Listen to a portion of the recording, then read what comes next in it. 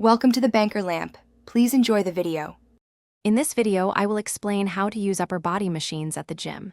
Start with the chest press machine. Adjust the seat so the handles are at mid-chest level. Choose a weight where you can comfortably do 8 to 12 repetitions. Push the handles forward, extending your arms without locking your elbows, then control the return. Focus on a smooth, controlled movement, taking about 2 seconds to push and 3 seconds to return. This ensures maximum muscle engagement and prevents injury. Next, let's tackle the lat pull-down.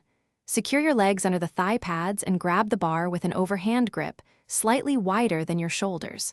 Pull the bar down to your upper chest, focusing on squeezing your shoulder blades. Control the upward movement, allowing your lats to stretch. Aim for 3 sets of 10 to 15 repetitions, maintaining a steady pace and avoiding swinging your body. This targets your back muscles effectively. Now for the shoulder press. Adjust the seat so the handles are at shoulder height.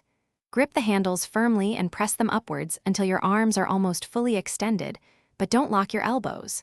Slowly lower the weight back to the starting position. Remember to keep your core engaged throughout the movement. Perform 3 sets of 8 to 12 repetitions, focusing on controlled, deliberate movements to build strong, defined shoulders. Finally, let's work those arms with the bicep curl and tricep extension machines. For biceps, keep your elbows tucked in and curl the weight up, squeezing at the top. For triceps, push the weight down, fully extending your arms. Focus on a 2-second concentric and 3-second eccentric phase for both. Aim for 3 sets of 10 to 15 repetitions for each exercise, ensuring you feel the burn in the target muscles.